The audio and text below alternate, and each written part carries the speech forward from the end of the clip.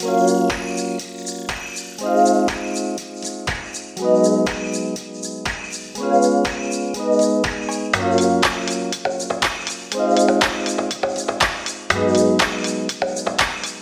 que estaban anunciando la búsqueda y que a mí me llama la atención porque justamente él desaparece en la ciudad de Curitiba, capital del estado de Paraná, en Brasil, donde yo estaba viviendo en ese momento. Entonces, rápidamente me pongo en contacto voy siguiendo las publicaciones hasta dar con la familiar directa o que considero que es la familiar directa y me pongo a disposición. Si bien es importante mencionar todos los casos, los hemos acompañado en su gran mayoría de forma virtual. Aquellos que se han hecho de forma presencial ha sido uno o dos de los compañeros que están en el lugar o porque tenemos un acercamiento muy grande con los colectivos que nos permiten hacer este acompañamiento. Otros los hemos tomado a partir de redes sociales, lo cual también nos habla de esta herramienta tecnológica para dar cuenta de este tipo de acompañamientos solidarios. Entonces, entro en comunicación con la familia y voy a tratar de ser lo más rápida y concreta posible. Es un caso amplio, es un caso complejo, cada caso es único y cada caso tiene su propia complejidad y problemáticas a las cuales nos enfrenta como investigadores, como acompañantes y como personas solidarias frente a la desaparición. Bueno, nos deparamos con que Lautaro tiene una dinámica. Él se estaba moviendo, llevaba ya 3 años viajando. Y incluso al haber pasado COVID durante sus diferentes viajes, él veía la forma de comunicarse con sus seres queridos, de avisar a su mami, de avisar a su hermana, dónde se encontraba y cómo se encontraba. Eventualmente lo hacía. Entonces ya tenían una dinámica de comunicación a partir de su Facebook porque él no poseía un celular propio y no tenía uso de otras redes sociales como Instagram, como Twitter, solamente Facebook. Entonces, esto nos habla también de formas en las cuales empezamos a tener una imagen de la comunicación de la persona sobre su entorno cotidiano y sus seres queridos, porque aquí quienes detonan la búsqueda son los familiares, como en la gran mayoría de casos. Y algo que también nos marcó mucho fue la serie de omisiones, de dilaciones o de demoras, ¿no? Y de acciones que cometieron instituciones brasileñas para impedir, demorar o bloquear la búsqueda efectiva, la localización y la identificación del autor. Entonces, de manera muy rápida, empezamos a hacer esta comunicación que se da el día 17 de febrero, el fin de semana del 18 al 20 de febrero. Ya entramos en comunicación directa con la familia, empezamos a documentarnos sobre el caso, qué es lo que está sucediendo. La familia ya había hecho una investigación propia. Ellos desde Argentina contactan a los amigos con los cuales Lautaro se encontraba radicando en una casa de Ocupa, en Brasil. Entonces, pues la ciudad no es muy grande, no estábamos tan lejos, entonces empezamos a ver medios para ponernos en contacto. Si bien ellos tenían una dinámica de comunicación, el último contacto que se tiene vía mensaje es el 1 de febrero. Una semana después, la mamá le escribe un mensaje que ya no responde. Esto no fue fuera de lo normal, sino que fue, pues tal vez contesta de aquí a unos días. Sin embargo, se dan cuenta que pasa más tiempo y eso ya empieza a detonar la preocupación. Se ponen en comunicación con los amigos, quienes les informan que entre el 1 o el 2 de febrero pierden contacto directo con él. Ubican que sale con su mochilita porque él realizaba artes circenses en las calles, que era su medio de sustento, además de otras actividades que realizaba con su grupo de amigos, que se ponían en semáforos también para hacer acrobacias. Entonces, pues bueno, empezamos a hacer una búsqueda de personas que puedan darnos el apoyo jurídico. La denuncia como tal, tenemos dos momentos de denuncia, una que se realiza en el 20 de febrero y otra el 26. El 26 la interpone personal del consulado. El día 20 la interpone una amiga de Lautaro, con quien radicaba en la misma casa, que se encontraba también en un viaje como mochilera, y al regresar y darse cuenta, ok, un minuto, al regresar y darse cuenta de que no estaba, pues bueno, empieza a haber esta búsqueda a partir de las instituciones pertinentes. Hay que mencionar que en Brasil se encuentra la policía militar y la policía civil. En Brasil, la desaparición de una persona no se considera un delito y este tipo de investigaciones los lleva la policía civil. De ahí nos damos cuenta que hay una serie de demoras. Los boletines, el boletín de búsqueda como tal se emite hasta el día 7 de marzo. La información que tenemos a disposición vemos que es muy breve, que no nos da una buena descripción de las generales, por ejemplo, de Lautaro. Y otra cosa muy importante, Lautaro en su cuerpo tenía muchos tatuajes. Este elemento es muy importante. ¿Por qué? Porque nosotros realizamos un acompañamiento a búsqueda que dura 1 mes y medio. Para el día 29 de marzo, el consulado se depara con que la persona es localizada sin vida en el Instituto de Medicina Legal. Al hacer la identificación del cuerpo, se percatan que además Lautaro todo el tiempo permaneció con su cartera en su bolsillo y dentro de ella su documento de nacional de identidad. Si bien en su paso, y ya con esto voy cerrando, en su paso por territorio brasileño, dada esta dinámica de vida, él no tiene un documento oficial como puede ser el RNE, el Registro Nacional de Extranjeros, sino que lleva su documento de nacionalidad, que es argentino. Sin embargo, a partir de este acompañamiento nos damos cuenta de una serie de omisiones y una serie también de prejuicios hacia Lautaro en su condición de extranjero, pero también una serie de prejuicios en cuestión de clases. Detectamos que se llevaron a cabo misiones sistemáticas por parte de la Policía Civil del Instituto de Medicina Legal, concretamente por el área de Policía Científica, para hacer debidas diligencias, procesamientos deficientes en cuanto tiene que ver con cuerpos no identificados de personas que son encontradas con huellas de violencia o que se sospecha de una muerte violenta. Este caso fue presentado como un caso de que la persona se quitó la vida a sí mismo. Sin embargo, hay una serie de inconsistencias, una falta de información en los laudos que fueron presentados por el propio personal, y al día de hoy lo que continuamos en este caso es un proceso por vía civil para una reparación del daño a la familia, dada toda la serie de inconsistencias que detectamos, entre las que se encuentran que el perito que realizó el laudo, el certificado el informe de autopsia, no cuenta con la formación como perito, sino que soy médico cirujano, entre otras omisiones en el registro que se llevó a cabo por el SINALIR, que es el sistema de identificación unificado que tienen en Brasil, entre otras situaciones. Y bueno, esto como de manera muy general respecto a cómo es que realizamos el acompañamiento de este caso en concreto. Gracias. Muchas gracias, Edna, muchas gracias al equipo. Vamos a pasar la voz al siguiente y último proyecto. Con ellas vamos a cerrar. Con ella vamos a cerrar. Vamos a escuchar a la doctora Mónica Luna Blanco del Colegio de San Luis. El proyecto son efectivas las alertas de violencia de género, procesos y demostración de la utilidad del peritaje antropológico y las unidades de análisis de contexto en la atención de violencia de género hacia mujeres con perspectiva de género. La doctora Mónica tampoco pudo estar aquí, la tenemos desde el Zoom. Ahí está. Listo, tienes la palabra y te voy a hacer señas y micrófonos desde acá. Listo. Hola, buenas tardes para todas y todos. Qué interesante escuchar a todos mis colegas previamente. Quiero compartir mi presentación. Voy a checar aquí. Es en realidad muy corta y es solo para que pueda seguir yo mi guión. Ahí ya están viendo todos la pantalla, ¿verdad? La presentación. Sí, lo observamos. Gracias.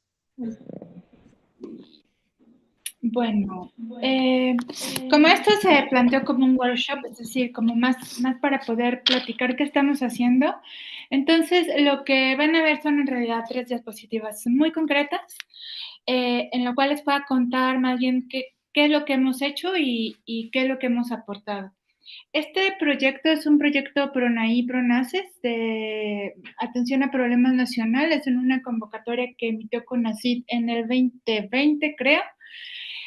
Luego se nos atravesó la pandemia, en fin, nos dieron finalmente resultados e iniciamos en mayo del 2021 y cerramos ya, afortunadamente, gracias a todos los dioses y diosas, el 30 de noviembre de este año. El proyecto en general tuvo esta característica, son proyectos nacionales de investigación e incidencia, por lo tanto se prepararon y se ajustaron objetivos de investigación con objetivos de incidencia. y una experiencia piloto. La experiencia piloto ha sido la instalación de la unidad de análisis y contexto en la Fiscalía contra Feminicidio como una de las opciones que se enmarcan, una opción no, una norma, un lineamiento que se enmarca en la declaratoria de alerta de violencia de género acá en Chiapas, pero está también en otras declaratorias de alerta. En la medida 3 de justicia y reparación, se hace un énfasis particular en que las fiscalías deben de tener unidades de análisis y contexto. Entonces, esta es la experiencia piloto y se trabaja con esta unidad con analistas criminales que son abogadas y de contexto. Todo el trabajo que se hace aquí es con y desde el enfoque de género interseccional y se logró esta instalación de la unidad en la Fiscalía contra Feminicidio de la Fiscalía General de Chiapas, de tal forma que hemos trabajado con aproximadamente 40 carpetas de investigación sobre muerte violenta y feminicidio que nos han asignado en estos ya 3 años. Entonces, yo puse esto, ¿no? ¿Cómo nos hemos vinculado desde la antropología jurídica y qué hemos aportado? El primer punto tiene que ver con un enfoque transdisciplinar. Esto creo que es uno de las médulas del proyecto, porque si bien es un proyecto que se fundamenta en la antropología, casi toda su estructura tiene que ver con cuestiones antropológicas, nos vinculamos directamente con toda el área del derecho penal acusatorio. ¿Por qué? Porque es ahí donde estamos directamente trabajando con carpetas de investigación y al estar en fiscalía, pues es directamente con las carpetas que se abren ante la noticia de una muerte violenta de niño o mujer y desde ahí cómo se está trabajando, ¿no? Entonces, un primer punto de este trabajo es todo lo que a nivel antropológico se conoce, pero que también se debe conocer sobre el derecho penal acusatorio, los procedimientos, los tiempos, el lenguaje, todo lo que eso implica. También hemos aplicado este enfoque transdisciplinar en la elaboración de metodologías. Nosotras durante estos 3 años hemos desarrollado metodologías muy concretas para la revisión de expedientes. Por ejemplo, tenemos algo que se llama la RAI, que es la Ruta de Análisis e Investigación. Esta RAI contiene elementos y se basa en una propuesta de revisión de expedientes que genera ONU-DC para la droga y el delito en una experiencia que tuvieron en Nuevo León. Entonces, digamos que la RAI tiene estos estándares internacionales, pero se logró justamente con este enfoque transdisciplinar con las analistas criminales, adecuaciones contextuales muy importantes que la propuesta de análisis de ONU-DC no tenía y que nosotras, de acuerdo a lo que estábamos captando en el contexto acá en Chiapas, es que se han integrado muchísimas categorías y se han quitado otras categorías. Por ejemplo, hay la categoría de neurodivergencia. Para nosotras esta categoría, en la realidad que estamos viviendo y trabajando, no tiene ningún sentido, entonces se quitó. Por otro lado, las categorías que sí empezamos a ver que sí necesitábamos, por ejemplo, tenemos en esa RAI, tenemos categorías que han sido construidas como suicidio feminicida, suicidio por razones de género, que nosotras distinguimos, ¿no? Hay una diferencia entre estas dos categorías. También estamos especificando grupo étnico, grupo de pertenencia, por supuesto, condiciones de migración por el lugar en el que ocupa el Estado y toda la dinámica migrante en el Estado. En fin, entonces, esta elaboración de categorías en esta RAI es posible porque hemos podido generar conocimiento transdisciplinar. La revisión de expedientes también tiene este enfoque transdisciplinar porque las antropólogas podemos identificar elementos de signos, indicios de violencia feminicida que podemos calificar, por ejemplo, como tortura pero en el derecho penal acusatorio, tortura responde como tipo penal a cuestiones muy particulares. No obstante, hemos logrado justamente en la RAE decir, bueno, de acuerdo a otros protocolos, feminicidio, sí podemos hablar de tortura y especificar que no es del tipo penal que se está haciendo, ¿no?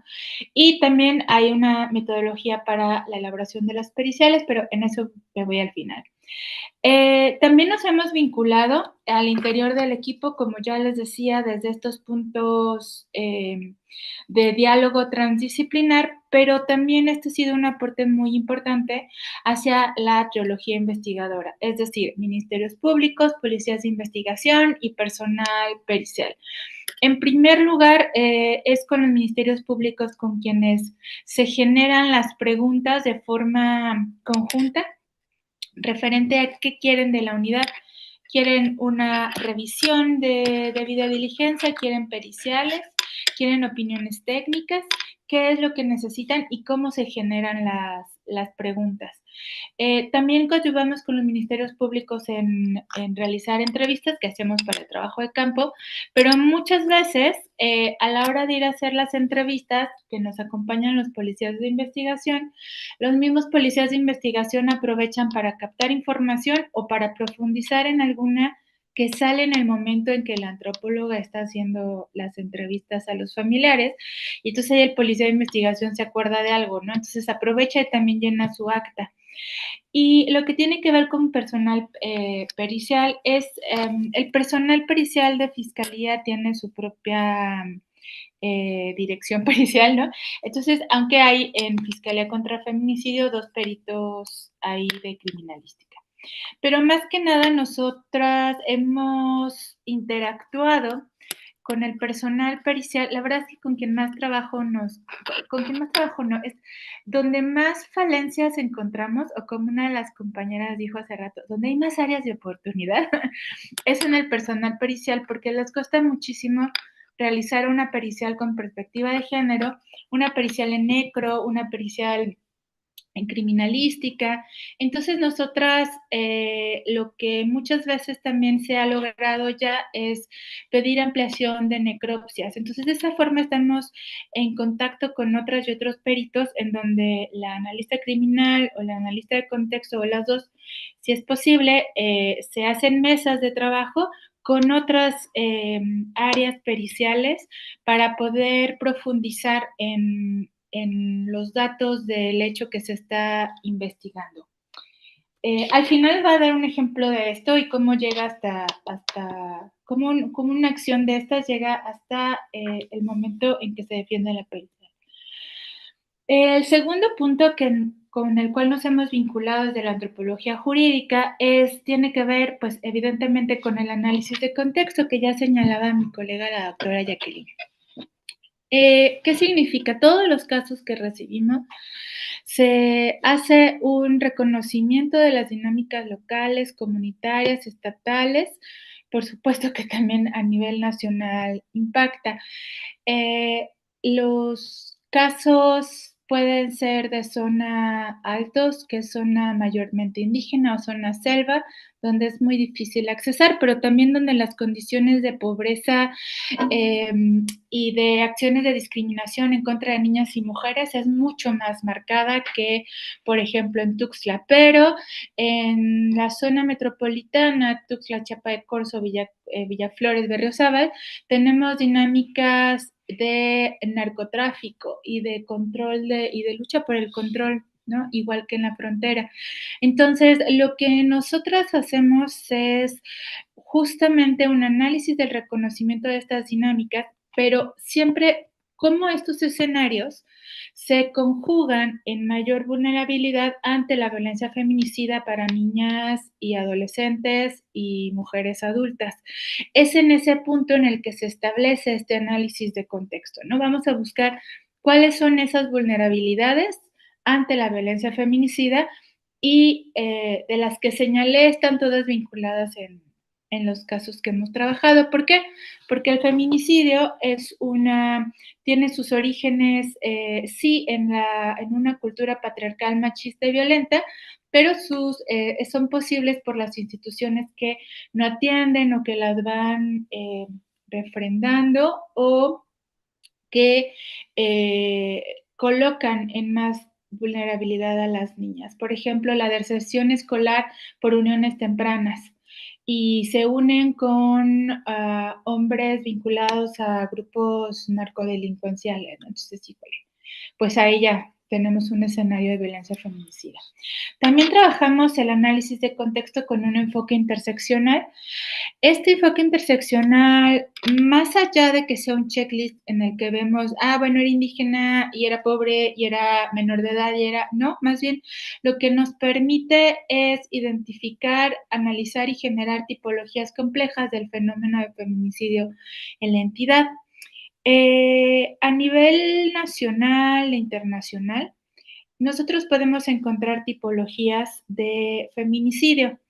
Las más comunes son feminicidio íntimo, feminicidio familiar, que para nosotras también es íntimo, feminicidio por ocupaciones estigmatizadas, feminicidio sexual sistémico organizado, desorganizado, etc. Feminicidio infantil. Lo que nosotros aportamos en los casos es que el análisis interseccional nos está arrojando tipologías complejas. Es decir, ya no solo tenemos un feminicidio infantil, sino además tenemos un feminicidio infantil, sexual sistémico desorganizado y racializado, ¿no? Entonces, ahí ya estamos enunciando y sí se tiene que estar haciendo estas enunciaciones porque desafortunadamente el fenómeno no es lineal. Son pocos los casos, predomina en Chiapas el feminicidio íntimo, pero son pocos los casos que solo podemos hablar de esta tipología simple, sino ya tenemos tipologías muy complejas y esto lo podemos presentar a nivel de, porque hacemos este análisis de contexto. Y también este análisis de contexto, esto es muy importante, sobre todo pues porque el proyecto en su nombre largo, larguísimo, que CONACYT no nos permitió cambiar cuando nos lo aprobó, pues estamos evaluando realmente si la política pública de declaratoria de alerta de violencia de género está siendo efectiva o no. ¿Por qué? Porque el feminicidio es una problemática cultural, económica, política, criminal, institucional, etc. Entonces, lo que hemos estado identificando también es, por ejemplo, se habla de que hay acciones de alerta que tienen que ver con alumbrado público. Con botones de alerta en ciertos puntos, pero cuando nosotros checamos dónde están esos alumbrados públicos en el papel y vamos y checamos dónde no están en la vida real, entonces es como se puede ir haciendo también ese punteo hacia aportar elementos que hacen falta y son necesarios para resolver cuestiones de recomendaciones de la alerta. Y finalmente, lo que tiene que ver con la vinculación desde la realización de opiniones técnicas y periciales en antropología. Estos documentos son basadas en la etnografía. Se hace trabajo de campo en la mayor parte de ellas y en la medida de las posibilidades, porque normalmente hay muchos escenarios de contexto en que ni los policías de investigación quieren entrar. Entonces, se hace trabajo de campo. Si no se puede, creo que esta sería una diferencia que se ha tenido, que hemos hecho de manera arbitraria, que sin duda se tendrá que revisar al final de este proyecto, es si no se puede hacer trabajo de campo porque las condiciones de seguridad no lo permiten, pero sí revisar documentos y noticias y otros puntos, entonces se queda en opinión técnica.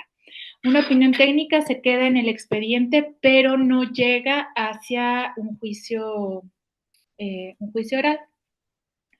También hemos realizado, hay apartados sin contenidos de las periciales, lo cual les da respuesta a las preguntas con las categorías que se identifican para cada caso a partir de esa revisión de la carpeta y el análisis contextual.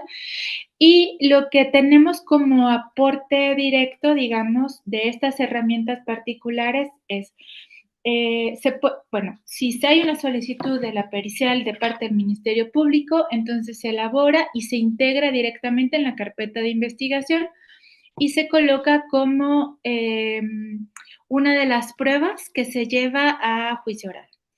Pero también hay otras que se integran y que se integran porque, y al final esas carpetas no llegan a juicio oral porque todos los datos, todas las periciales, toda la investigación ministerial lleva a no ejercicio de la acción penal. El no ejercicio de la acción penal puede ser por muchos elementos jurídicos, pero también de contexto y de lo que nosotras captamos en la pericial o en la opinión técnica. Por ejemplo, una muerte violenta con presunción de suicidio, después de todos los procesos y de que un ministerio público, cuando efectivamente comprende la relevancia y la obligación que tiene de proceder con exhaustividad, se llega entonces a que efectivamente las condiciones, el contexto de vida de esa joven, había razones de género, pero no hubo un actor que la obligara o que realizara el acto de darle muerte, entonces se puede ir a no ejercicio de la acción penal. Y en la pericial también revisamos esos contextos, ¿no? Entonces se va ahí. O puede ser que sí había, la simulación de suicidio fue simulación de suicidio, pero el imputado o el probable falleció. Entonces, pues es un ejercicio de la acción penal por muerte del activo. También se apoya mucho, y eso se nos ha pedido las opiniones técnicas, para reasignación de las carpetas de investigación. Hay muchas carpetas de investigación que inician con muerte por homicidio doloso, es homicidio por arma de fuego. Esto se ha presentado mucho en selva y zona altos. Y no es, ¿cómo se dice? No es casualidad, con toda la movilización que hay de grupos delincuenciales acá en la zona altos, lo que nos ha parecido es que la pregunta básica del Ministerio Público es, ¿hay razones de género para que me la quede yo en feminicidio? ¿O no hay razones de género y la regreso al distrito que le corresponde? Por eso se habla de reasignación. En algunas carpetas sí se ha encontrado que hay razones de género probables, que entonces se recomienda que continúe la investigación en la Fiscalía contra Feminicidio. Si hay algunos otros en los que no vemos más datos y fue una muerte violenta. Un minuto, por favor. Sí, ya con eso acabo. Entonces, se regresa a homicidios, otro distrito. En defensa en juicio oral, cuando se hacen las periciales, este es otro aporte, ¿no? Tenemos defensa en juicio oral, que se hace el interrogatorio y el contrainterrogatorio, y también en estos procesos lo que yo he visto como perita que me ha tocado esta defensa es el aporte que se hace a los y las juezas, porque muchas veces, recuerden que un perito es alguien que es experto en un punto y los jueces no están obligados a ser expertos en todo, aunque en estos casos sí tendrían que ser expertos en juzgar con perspectiva de género. Pero lo que uno termina ahí manifestándoles es una traducción sociocultural de esos daños de la muerte violenta. Les voy a dar un ejemplo que digamos que enlaza todo esto, porque en qué momento se llega a este aporte. El miércoles estuve en un juicio en el Amate y en este juicio el estado en el que fue hallado el cuerpo hacía muy difícil que efectivamente se pudiera tomar muestras para identificar P30, que es proteína, para que indicar si ha habido violencia sexual. Pero desde la parte antropológica y los protocolos, lo que nos dicen es que no solo se puede considerar violencia sexual si hubo o si se demuestra que hay P30 o que hubo un ejercicio de imposición coital con la víctima. O sea, la violencia sexual incluye otros muchos elementos que las mismas razones de género no los dan. Entonces, como nosotros observábamos en las fotografías del hallazgo y de la necropsia, algunos puntos en el cuerpo de la víctima con moretones, un poco podríamos pensar dedos marcados. Lo que hicimos fue pedir al Ministerio Público que llamara a la perita que hizo la necro para hacer una ampliación con ella y hacerle preguntas concretas y directas. De tal forma que en la pericial yo sí acredité la presencia de esa fracción de razón de género. Y el día del juicio, la jueza que tienen por un código del Código de Procedimientos Penales, tienen la facultad de poder interrogar también a los peritos, ella me preguntó justamente cómo habíamos intervenido en la ampliación de la necro y si a partir de lo que se había identificado se podía afirmar que había violencia sexual, a lo cual pues yo respondí con un sí muy contundente y ella ya con eso cerró, ¿no? Entonces creo que ahí está un aporte de lo que, de todo estos 3 puntos que les pasé ahora, pues es como el resumen con este ejemplo que pude compartirles. Y ya finalmente también trabajamos reparación integral del daño, que sigue siendo un sueño, es una obligación del Estado, pero nosotras lo que buscamos es, de acuerdo a lo que estamos captando tanto en las entrevistas como en la revisión, poder indicar aquellos elementos que se señalan de manera obligatoria para la reparación integral del daño, pero de una manera contextual. Y con eso yo termino. Listo.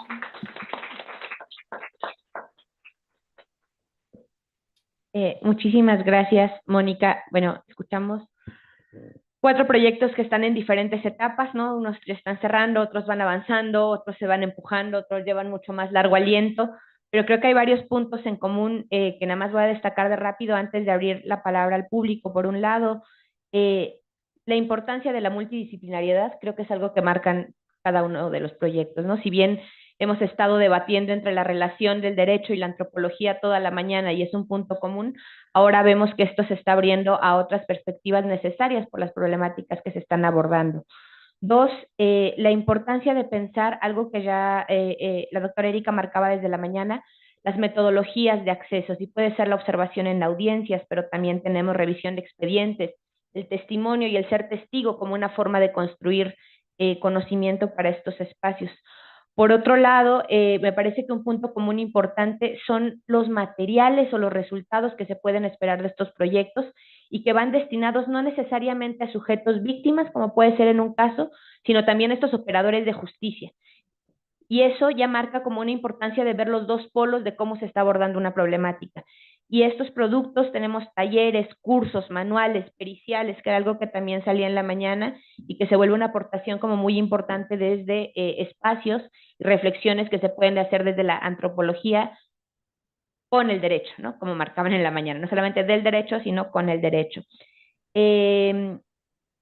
Y bueno, sin duda, también un asunto muy importante que se marca en todos los aspectos es la importancia de visibilizar los procesos en los que se están pensando en las perspectivas, en los que se está pensando en los procesos de acompañamiento, es decir, más allá del resultado, encontrar a alguien, ver si la sentencia lo aplicó, ver cómo fue un proceso penal para un adolescente, tenemos una perspectiva muy fijada en los procesos. Entonces, esos son puntos que me interesaba destacar de los 4 proyectos que vimos hoy. Yo ya no tomo más la palabra y más bien se la dejo al público por si hubiera alguna reflexión, alguna pregunta, alguna, como decía Erika, para que nos ayuden a pensar, ¿no? Alguna recomendación, lo que toque. Bienvenidos, bienvenidas. Micrófono allá. Bren, micrófono hay por allá, por favor. Es que si no, no te escuchan en la transmisión.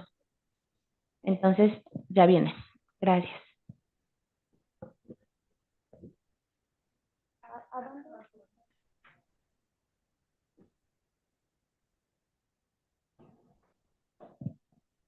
Muchas gracias a todas por la presentación. Yo tenía una pregunta, Jacqueline, para el equipo, un poco pensando, digamos, en la dinámica de las desapariciones en México, de lo desbordados y desbordadas que estamos todos y todas, ¿no? En términos de estas violencias, porque acompañan, porque investigan, pero además porque las vivimos como temor propio cuando hacemos investigación, ¿no? O cuando estamos en territorios donde el tema de la desaparición, por ejemplo, de mujeres y de niñas es fuerte, como en el caso de Sonora, y que fue una realidad como haciendo mi trabajo de campo, ¿no? O sea, lo vivimos desde diversos lugares.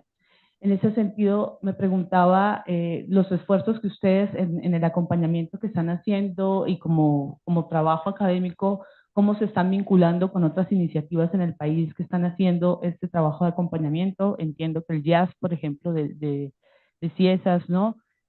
Colegas que están en Zacatecas también acompañando colectivos. ¿Cómo se está haciendo esta vinculación? Un poco por toda la demanda y el desborde que hay, ¿no? En este tema. Y al mismo tiempo, que era como una pregunta que me hacía también para los colegas de la mañana, pero creo que aquí es mucho más palpable en términos, y de hecho para todas, ¿no? El tema de la incidencia, ¿no? Cómo nos posicionamos también desde el lugar de la incidencia, de la vinculación con el Estado, también sabiendo que es el Estado quien violenta, ¿no? Pero cómo podemos construir esa relación de incidencia buscando que las investigaciones que estamos haciendo también tengan efectos, procesos de cambio y de transformación en las mismas dinámicas, ¿no? Que desarrolla el Estado en materia de justicia, por ejemplo, ¿no? O de búsquedas, de las modificaciones a esta perspectiva de la responsabilidad penal juvenil y el deseo, ¿no? De muchos de castigo y bajemos la edad penal porque es lo que nos puede solucionar el problema de niños y adolescentes vinculados con actividades delictivas. Entonces creo que ahí hay un reto que me lo pregunto mucho, ¿no? En términos de cómo nos posicionamos, ¿no? Frente a estos procesos de incidencia con un Estado que violenta también de esta manera.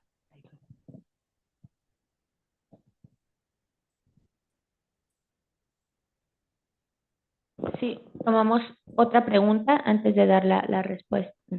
Darles la palabra para que den la respuesta. Yo no voy a dar nada. Sí, muy interesantes todas las presentaciones. Yo tenía una pequeña pregunta o comentario a cada una de ellas.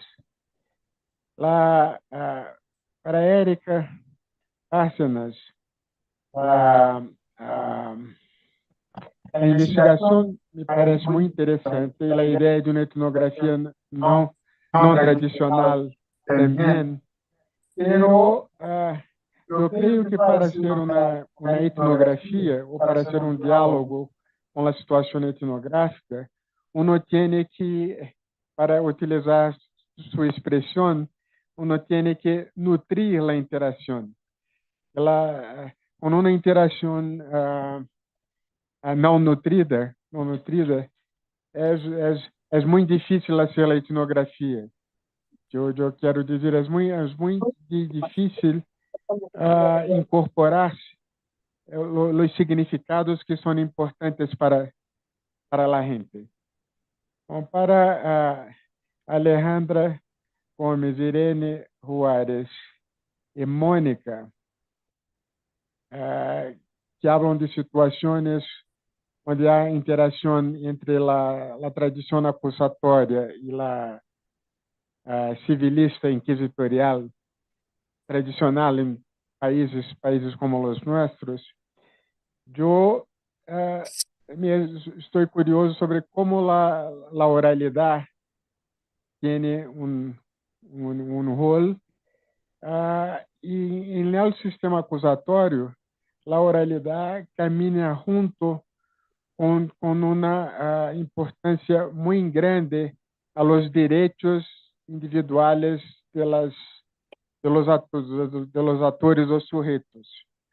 La incorporación de los mecanismos acusatorios en Brasil generalmente no implican este mismo respeto a los derechos individuales. Yo no sé cómo se pasa en los casos de ustedes. Yo pensé en la investigación de Irene, porque yo me acuerdo de su tesis y que o sistema acusatorial estaria sendo introduzido em México primeiramente com os adolescentes. Então, eu não sei se houve muitos cambios de lá para cá, nesse caso. E para Jaqueline e Hector, eu já tive a oportunidade de falar um pouco com Jaqueline em um seminário de Caju, no laboratório de investigação em Brasília. E eu he hecho uma sugerência por um diálogo com essa abordagem assombrológica ou espectrológica. Eu não sei se é muito conhecida acá, mas nos últimos 30 anos tem havido coisas muito interessantes, especialmente na Indonésia, mas também na Argentina.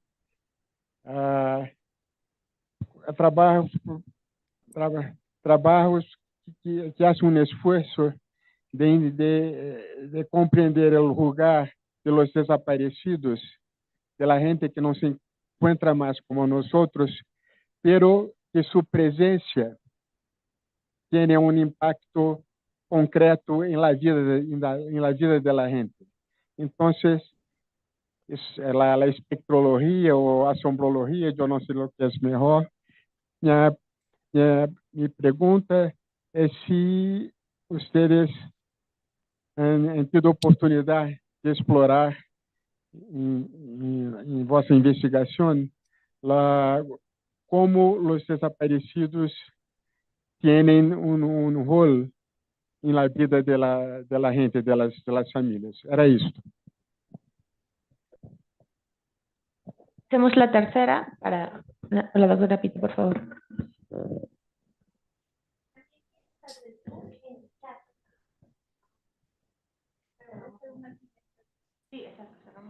Bueno, por un lado sí, agradezco las presentaciones, han sido súper interesantes todas y además están en distintos momentos todas, ¿no? Entonces eso trae todavía más riqueza. Yo también había pensado si un comentario para cada, voy a tratar de ser breve. En el caso de Erika me preguntaba cómo pensaban tornar operativa la idea de trabajar sobre percepciones de estos operadores para pensar cómo construyen esas perspectivas en el propio proceso. Me parece que siempre el riesgo es, sobre todo cuando uno trabaja con operadores y se centra en la observación, pero también en las entrevistas, es quedarse muy atrapado en lo que digan. Entonces tenemos que mirar mucho en lo que hacen, y me parece que hay en ese sentido la riqueza de la observación de todo el proceso es muy importante, pero también la posibilidad de cruzar distintos materiales, ¿no? O sea, mirar cuál es el material disponible que hay del propio sistema, hablando del sistema y de la gestión, los resultados que aparecen, incluso volver a mirar las sentencias, aunque vos decías no nos interesa quedarnos solamente, queremos ver el proceso y no quedarnos solo en las sentencias. Si vos mirás el proceso, después ver la sentencia como un momento para ver qué pasó ahí. Me parece que ese es una entrada súper interesante. Y también entiendo que el foco está puesto en operadores del sistema, pero me parece que la conversación con las víctimas respecto de cómo han sido tratados por esos operadores del sistema y esas percepciones que ellos tienen respecto de eso también deberían ser tenidas en cuenta. Supongo que eso lo han pensado y el énfasis, solo que el énfasis está puesto en los operadores, ¿no? Pero me gustaría si podés contar un poco más de cómo pensaron eso. En el trabajo de Alejandra y de Irene, quedé fascinada, yo no había visto el material, me parece que hay muchísimo trabajo que hace al FLAD, ¿no? Hace al FLAD y a esta comunidad y a esta circulación, ofreciendo material para operadores del sistema, interactuando con operadores del sistema de justicia y también en lugar de los estudiantes. Me parece que es súper importante en lo que ustedes plantean. Me preguntaba también, porque sí me dio la impresión de ser un micrositio experto, ¿no? Me preguntaba cuánto de esos contenidos podían retrabajarse para para producir otro material de una difusión más amplia. Pensaba así en pequeñas pastillas audiovisuales. Pensaba mucho en la experiencia del equipo Shinga en el INEAC, que es el equipo que coordina Ana Paula Méndez de Miranda y que trabaja sobre intolerancia religiosa, y cómo han colocado, a partir del trabajo con los propios activistas de ese campo, cómo han colocado la cuestión como un problema público, ¿no? Entonces me preguntaba cuánto de lo que ustedes trabajan, además de ser debatido y planteado distintas perspectivas en ese ámbito de expertos, no necesita también de una ampliación de la discusión en clave de problema público para promover un debate más amplio en las sociedades, ¿no? Sobre estos temas que están en todos nuestros países, están atravesadísimos, ¿no? La baja de la edad de punibilidad y el incremento de penas. Así que les quería preguntar eso, si habían pensado en esa dimensión, en esa posibilidad, ¿no? Después pasó al trabajo de Jacqueline y Edna y Héctor y demás colegas. Me quedé interesadísima en saber si tienen un desarrollo sobre los tipos de desaparición, si han avanzado en la tipificación de tipos de desaparición, si han podido identificar como un tipo de desaparición las desapariciones, lo que podemos llamar desapariciones burocráticas, ¿no? Que muchas veces resultan de esas investigaciones judiciales deficientes, con bancos de información separados, ¿no? Bueno, ese tipo de situaciones.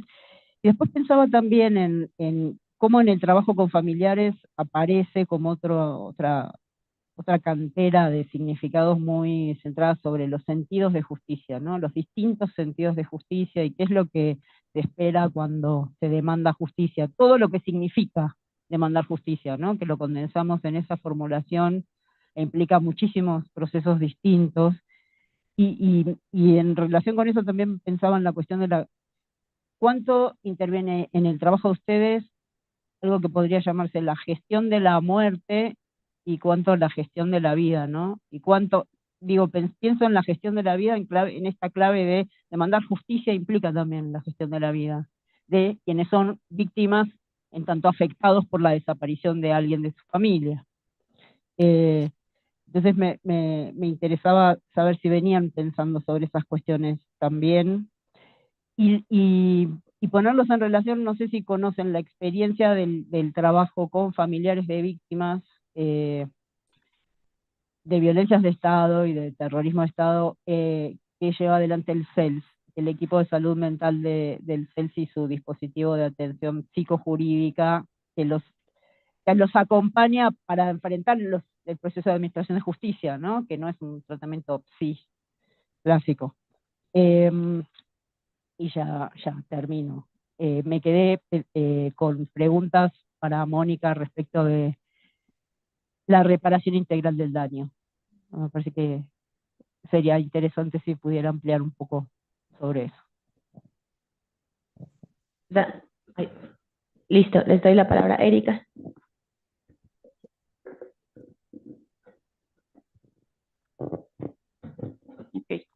Muchísimas gracias. Ok, súper ejecutivo entonces. Bueno, gracias por las preguntas y los comentarios, porque justo nosotras sí estamos en un momento como de pensar cosas, entonces todo lo que nos ayude a pensar es más que bienvenido. ¿Cómo incidir en un estado que violenta? Yo creo que lo que pasa es que también la cosa empieza, bueno, yo diría yo resaltaría dos aspectos. Uno, por entender cómo funciona ese estado que violenta, ¿no? Creo que eso es importante, porque de pronto a veces creo que los problemas no siempre están necesariamente donde nos los imaginamos desde fuera. Entonces creo que es importante incluso para acompañar, para exigir, para denunciar, creo que es importante saber cómo funciona, ¿no? Y luego también saber que la capacidad de incidencia es muy limitada, ¿no? Y entonces, pues a lo mejor conociéndolo puede ser un poquito más estratégica, ¿no? Pienso yo esas dos cosas. Luego, muchas gracias, porque sí, yo también lo creo. De hecho, yo creo que en el tipo bueno, no lo sé, pero me da la impresión de que en el tipo de procesos que tenemos es muy limitado y justo creo yo también que hay un límite muy claro, o sea, que no vemos las perspectivas, vemos o no estamos entendiendo, digamos, no sé cómo decirlo, como el universo de sentido, ¿no? O sea, estamos viendo una dramatización de algo, ¿no? Estamos viendo un performance, ¿no? Pero no mucho más, ¿no? Entonces, y no sé, o sea, he estado como dándole muchas vueltas para que, porque no creo que sea desechable, pero sí creo que hay que darle vueltas de qué es lo que sí nos da en un momento dado y qué necesita de complemento, ¿no? Y respecto de cómo operativizar percepción, yo, con base en lo que he pues, podido acercarme a Poder Judicial, o sea, no sé, yo siempre he trabajado Poder Judicial Federal, me queda claro que es distinto de Poder Judicial local, ¿no? Y eso tiene que ver con pues, las dinámicas en México. Pero sí creo que algún lugar debe de tener juzgar con perspectiva de, puede ser que sea valorado, puede ser que no, y entonces para mí lo primero es tratar de entender y tratar de investigar sobre cuál es el lugar de eso, a quién le importa adentro, importa, no importa, y a quién le importa, ¿no? A qué grupos, por qué les importa, para qué les importa, ¿no? Creo que eso muchas veces tiene que ver con, pues sí, con sus características como grupo, con las aspiraciones de sus integrantes, con la dinámica, digamos, con una dinámica incluso más amplia, ¿no? Quien quiera llegar a Poder Judicial Federal a lo mejor le interesa mucho más y lo hace mucho más, ¿no? Y creo que ahí hay varias, a mí me parece que en las estructuras institucionales hay por ahí también como muchas pistas, cuáles son los incentivos para hacerlo. Yo, por ejemplo, lo que he pensado es cuestionar quizá no tanto no tanto a las víctimas, sino a los propios abogados y abogadas litigantes, ¿no? Como una puerta de entrada para tratar de entender como esas dinámicas que a mí tal vez no me va a dar el tiempo para hacer, pero partir un poco de que abogadas y abogados, como se decía en la mesa de la mañana, lo que pasa es que no reflexionamos sobre nuestra acción, pero sabemos un montón de cosas respecto de cómo funciona el teje-maneje ahí, ¿no? Y entonces, bueno, es algo que estamos construyendo con el equipo, donde está Sandra, donde está Vanessa, Brenda, que están aquí, nos han estado acompañando todo el día. Y creo que por ahí me imagino yo que puedo empezar a encontrar, justo a cruzar informaciones, ¿no? Para no llegar a la respuesta clásica de, claro, yo hago artículo sino tratar de entender cómo esas dinámicas, y por ahí tratar de cachar cómo es que, pues sí, cuál es su idea sobre estos aspectos, ¿no? Gracias.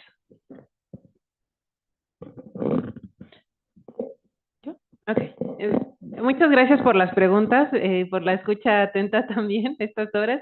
De manera muy rápida, contestando, voy a iniciar con respondiendo, bueno, haciendo un comentario a la pregunta del profesor Cardoso. Cuando yo tuve la oportunidad de ir para allá, para Brasilia, a hacer la estancia, era 2014. En 2016 en México se dio la Ley Nacional de Justicia para Adolescentes que, o sea, logró como consolidar un poco, bastante más, muchos de los puntos relevantes al respecto. Y claro, uno de ellos es sin duda la oralidad. A mí me parece que obviamente es un principio rector del sistema de justicia para adolescentes y el de adultos, pero me parece que sigue siendo un reto muy importante para los operadores, más allá de todo lo que implica la oralidad en la presentación de los indicios, de las pruebas, en fin, más allá de esa cuestión más ritual y procesal, obviamente técnica, me parece que muestra a través de la etnografía cómo muchas veces a partir de de lo que se entiende en la práctica cotidiana de la oralidad, pues es un aspecto donde se cuela todavía cuestiones bastante, digamos, de una mirada bastante limitada respecto a cómo ven los operadores al sujeto que están procesando y en este caso a las personas adolescentes. Me refiero a que se escuchan, es frecuente escuchar comentarios de que ellos con solo verlos, es decir, con una cuestión de escucharlos en la audiencia o de ver su presencia, pues ya pueden saber más o menos darse una idea si es culpable o no, ¿no? Cada vez se escucha menos, ¿no? Como que tienen más recelo en mencionarlo conforme va avanzando, pero sigue muy presente.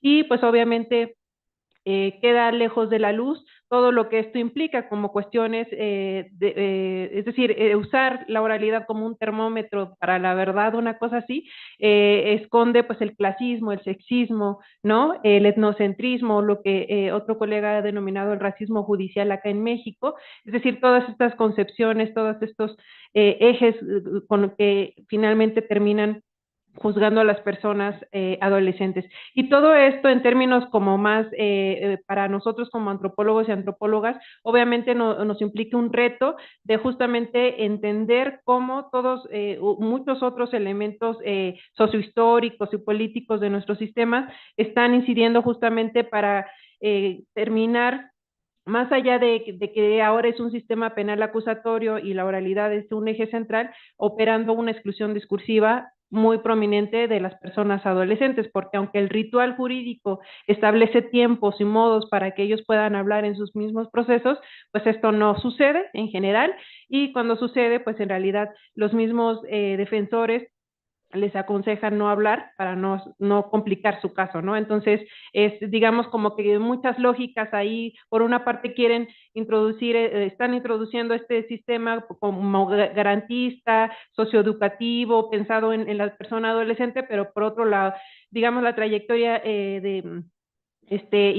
inquisitorial y además estas otras lógicas rituales de lo acusatorio adversarial siguen como haciendo complicando, o bueno, haciendo muy complejo todo lo que sucede ahí. Y bueno, rápidamente también agradecer la pregunta de la doctora Peter respecto a estas otras posibilidades. Sí hemos pensado, o sea, nos damos cuenta que necesitamos llegar además al público, o sea, nuestro interlocutor principal, que también buscamos a las personas adolescentes en el sistema. Entonces ahorita compartirá una noción ahí la doctora Alejandra, pero me gustaría solo señalar que también tiene que ver con la pregunta que nos hacía nuestra compañera Nora, respecto a la incidencia y cómo entenderla.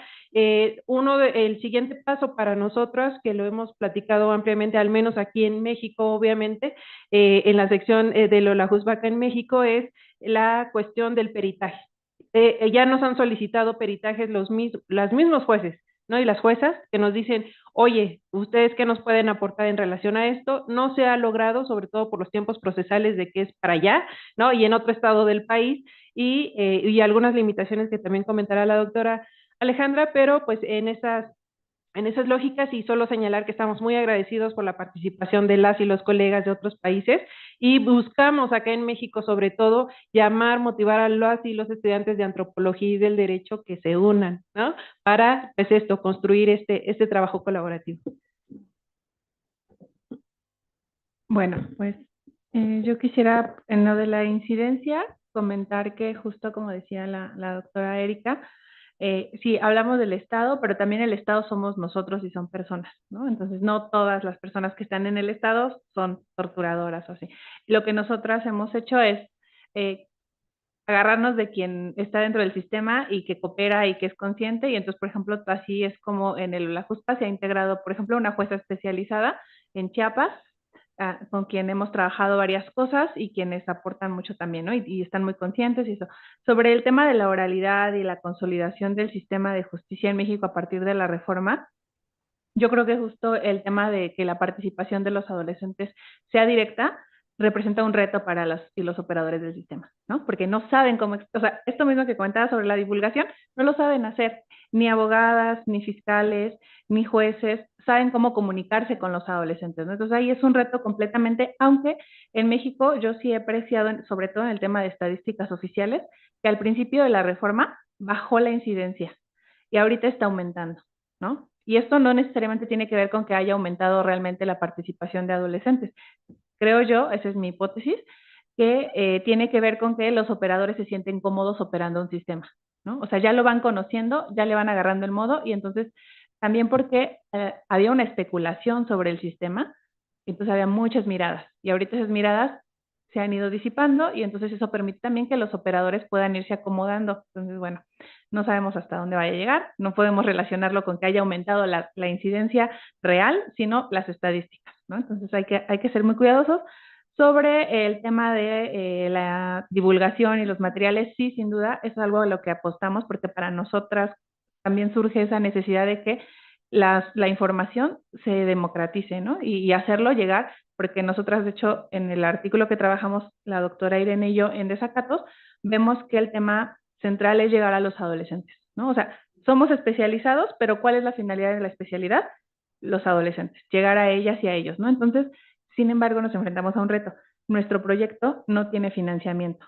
Entonces, literalmente nos ha tocado pagar el sitio web y así, ¿no? Entonces, justo, es que, y esos son los retos a los que nos enfrentamos, digo, porque nosotros qué más quisiéramos poder contactar a una persona que pudiera hacernos un cómic para divulgar y así, pero no hemos llegado todavía a eso, ¿no? Entonces, sí es una aspiración, pero es un reto al que nos enfrentamos, ¿no?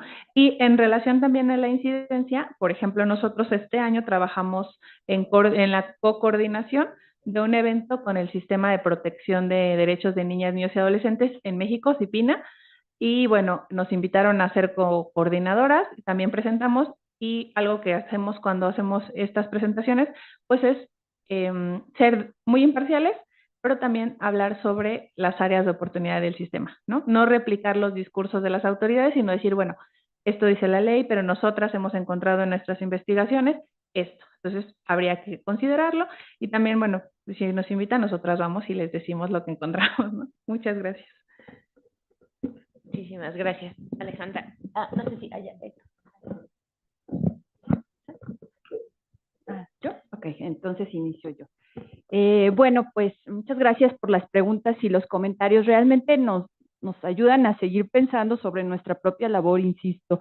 Creo que en relación a lo que tú señalabas, Nora, de los vínculos con otros académicos y proyectos de acompañamiento, yo creo que todavía vamos un paso atrás en la academia. Lamentablemente, me parece que son las propias familias, los colectivos, los movimientos, quienes, y junto con las organizaciones de derechos humanos, quienes han marcado el ritmo y la organización y las agendas de trabajo, ¿no?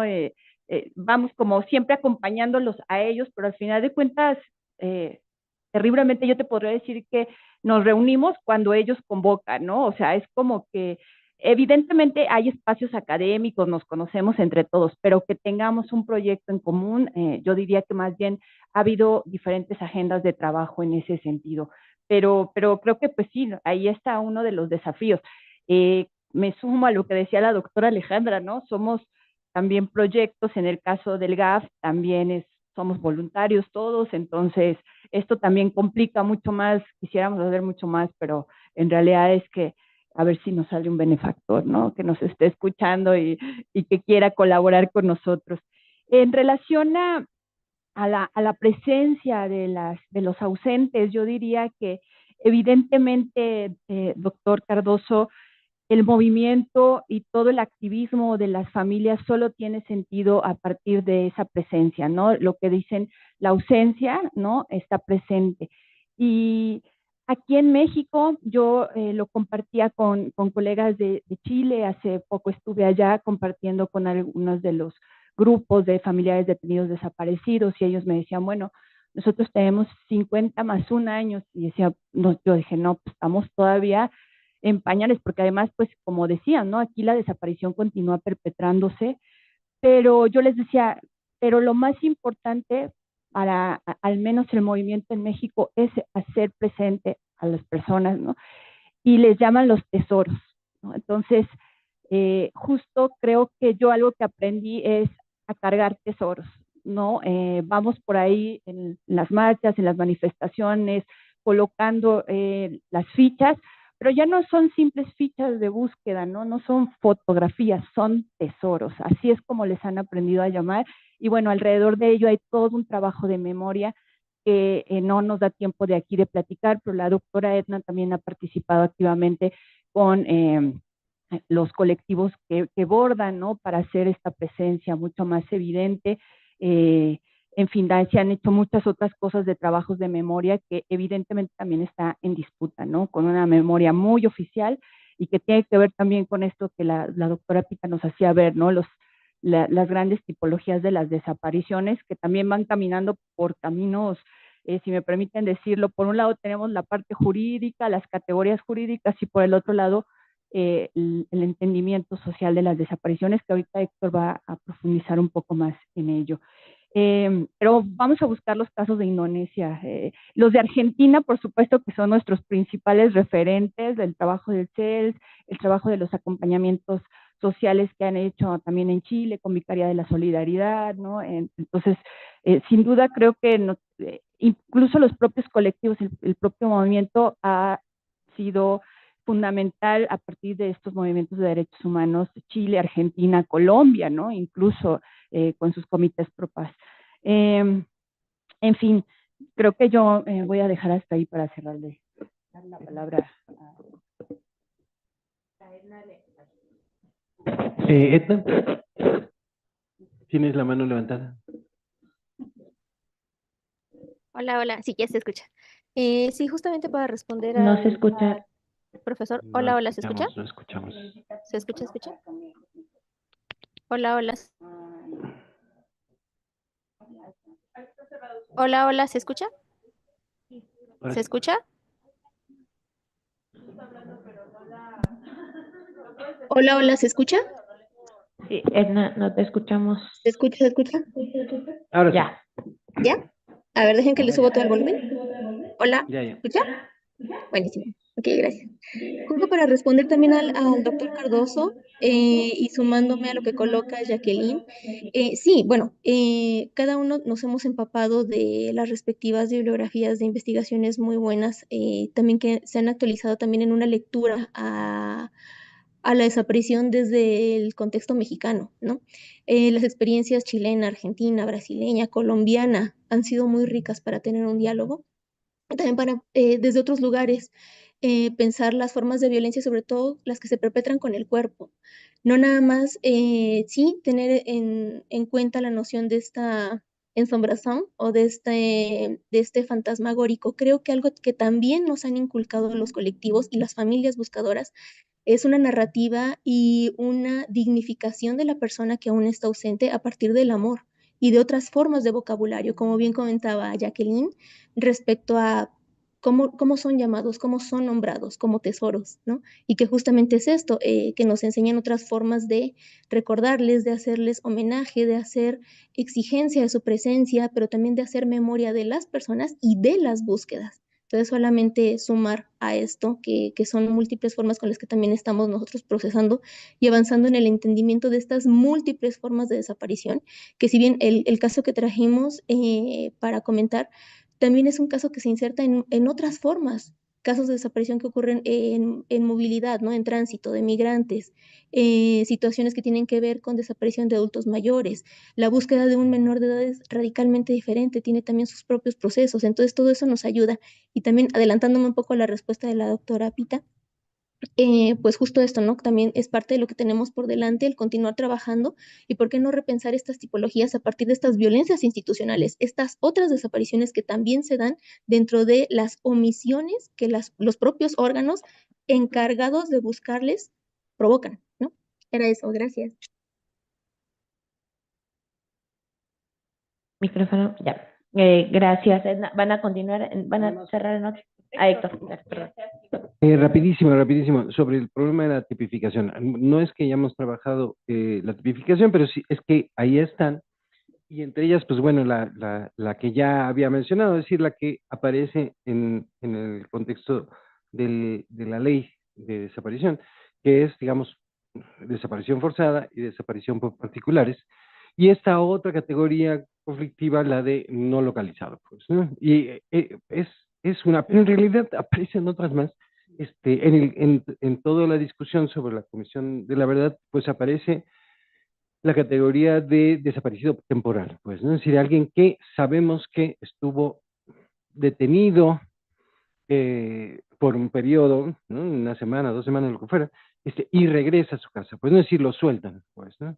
Entonces, eso quedó clasificado como temporal. La contraparte es un poquito más difícil de mencionar porque tendría que ser, pues, desaparición permanente, ¿no?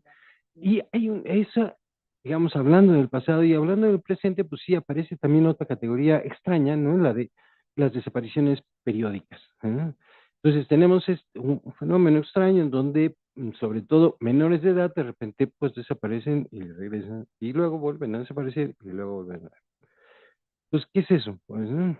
También ahí, pues, hay cosas detrás y aparece entonces una tercera línea de clasificación que es la que tiene que ver con la relación que tiene con el delito, que también es fundamental, digamos, en fiscalía sobre todo, ¿no? Es decir, hay desaparición por trata, ¿no? Desaparición por trabajo forzado, por feminicidio, por homicidio, por secuestro y, pues sí, la que mencionaba ahorita Jackie, por alienación parental, ¿no? Entonces, que también nos mete en un problema de si, porque en realidad no sabemos si está desaparecido, mientras está desaparecido no sabemos, y cuando ya sabemos, entonces el problema es si la categoría de desaparición pierde su condición legal, o digamos, se suma, son dos delitos, el de desaparición y el de trata, o etcétera, ¿no? O es un agravante, ¿no? Que también es así como que pues bueno, todavía está en discusión un poco, pues, ¿no? Muchas gracias, Héctor. Me parece que Mónica. Sí, sí, por supuesto. Mónica, estás por el Zoom. Había sobre todo cuestiones para que nos cuentes de la reparación. Ya está ahí. Listo. Sí. Creo que tienen que cerrar para que no repita. Ya, ¿verdad? Ya está, te escucho. Ok. Sí, también quiero contestar algo que tiene que ver con la oralidad específica, porque creo que es diferente en el sistema para adolescentes que en el sistema penal que tiene que ver con feminicidio, aunque también he trabajado, aunque también nos ha tocado uno de adolescentes. Creo que la cuestión de la oralidad a mí me impacta mucho en el sentido de que en este sistema los imputados pueden permanecer en silencio todo el proceso, desde que se les detiene con orden de aprehensión hasta que se hasta que se lleve el proceso de juicio oral, es decir, toda la carga de la prueba le corresponde a la fiscalía. Entonces, de manera particular, yo en las periciales solicito entrevista con los imputados, la mayoría se niega, pero sí me han tocado 3 que han aceptado. El último fue, y bueno, y el reto ahí cuando aceptan una entrevista para la pericial es justamente cómo se trabaja con su testimonio, porque obviamente ellos son,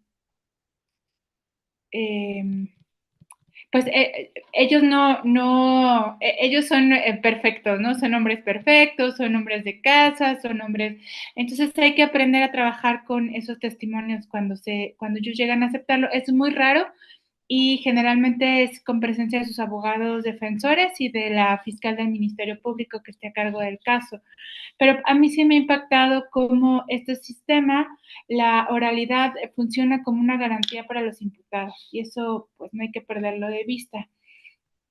Y respecto a la reparación integral del daño, a mí me gustaría vincularlo con otra cosa que dijo la doctora María Pita. Ella habló de la gestión de la muerte y la gestión de la vida. En todo el trabajo que hemos realizado nosotras en estos 3 años, hemos estado con la gestión, no de la muerte, sino de la destrucción de la vida, y eso es muy impactante. Y pensando un poco qué es lo que intentamos que sea la reparación integral del daño, pues creo que al final es un esfuerzo por gestionar la vida, porque finalmente quedan familiares de víctimas, que son víctimas indirectas, pero también hemos detectado muchos casos donde tenemos huérfanos por feminicidio. Y como decía, la zona de Chiapas incluye población mestiza, población indígena y población indígena de diferentes grupos originarios. Entonces, lo que nosotros hacemos en la reparación del daño no es un trabajo que hace el área de trabajo social o el área de psicología o el área médica, que cuantifica cuánto es lo que tendría que darse. De hecho, esa es una batalla que de entrada estamos perdidas. Por ejemplo, cuando hemos visto cuáles son los casos en los que hemos participado, que ya hay sentencia, la reparación integral del daño en México está estipulada por lo que establece la Ley Federal del Trabajo por años de vida perdida, y en general están diciendo ellos, son 200,000 pesos, son más gastos funerarios que en Chiapas, híjole, son como 2,500 pesos, 3,500 pesos. Entonces, nosotras no aportamos una reparación del daño cuantitativa, sino más bien indicar los efectos que tuvo en esas familias y que se deben de atender y se deben de reconocer. Y pueden ir tanto a nivel familiar, por ejemplo, muchas abuelas quedan ahora como al cuidado de los nietos que son pequeños, entonces vuelven a empezar en la crianza y eso significa trabajo extra en la casa, significa 2 bocas más que estar alimentando, significa acompañar procesos de crianza que ellas ya habían dejado, entonces significa más desgaste a nivel físico, emocional, psicológico, y eso lo marcamos. También se han identificado casos en donde de acuerdo a los principios que se establecen en la reparación del daño, hay casos que tienen que ver con una reparación colectiva. Entonces, se puede sugerir que se limpie o se repare el espacio, el lote baldío donde ocurrieron los hechos, porque si no se repara, si continúa siendo un escenario de vulnerabilidad, pues es muy factible que en 1, 2, 3 años vuelva a ocurrir un feminicidio ahí.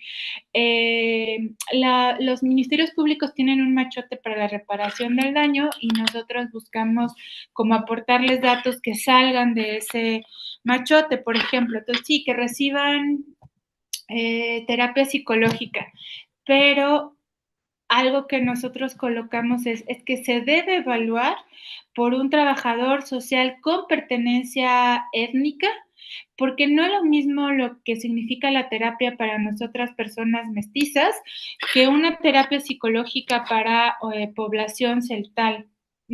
No, no tiene sentido, ¿no? Y no tiene sentido porque en su sistema de cosmovisión la terapia de un psicólogo no tiene sentido, tienen otros elementos de reparación. Entonces, esos son los puntos que que nosotras vamos estipulando. Se señala muchísimo también cuando la ley solo reconoce víctimas directas en ascendencia o descendencia, pero hemos identificado donde hay familia, hay hermanas, hay una tía, hay las víctimas de un hecho feminicida como de otros hechos como desaparición. No es solo una persona, sino poder generar y decir, a ellos también hay que asignarles la calidad de víctimas, porque también les afectó, y una parte que se integra es demostrar cómo les afectó en su plan de vida o en su cotidianidad. Entonces, es lo que se intenta. Yo creo que esa es la parte de la pericial que queda como la gestión de la vida, me gustó eso, y queda como un esfuerzo por aportar un poco más. Ahora ya se nos ha llamado para la hora de la sentencia para presentar esa parte en juicio, y ahorita también me avisaron justo del juicio de hace 8 días, que vuelvo a ir para hablar específicamente de la reparación del daño que se encontró y se construyó en la pericial a la jueza. Entonces, creo que eso es bueno, de tantos casos, dos, es una buena señal de que de alguna forma se va haciendo ahí, pues aportando la visibilidad de por qué es relevante esta otra parte también. Sería todo, muchas gracias.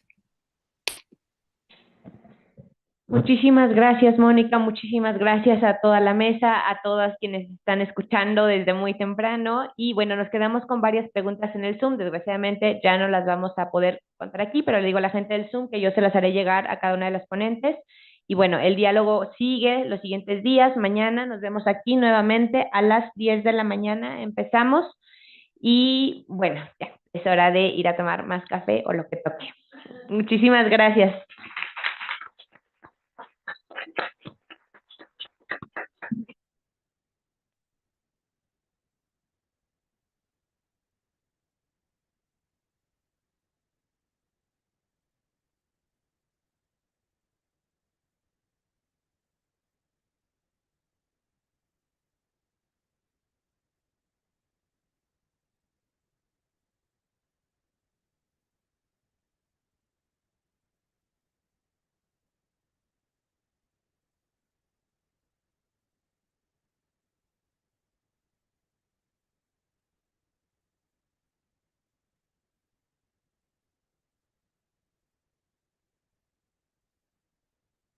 Zoom. ¿Sería posible poner a Edna y a Mónica en el Zoom? Listo. Ay, perdón.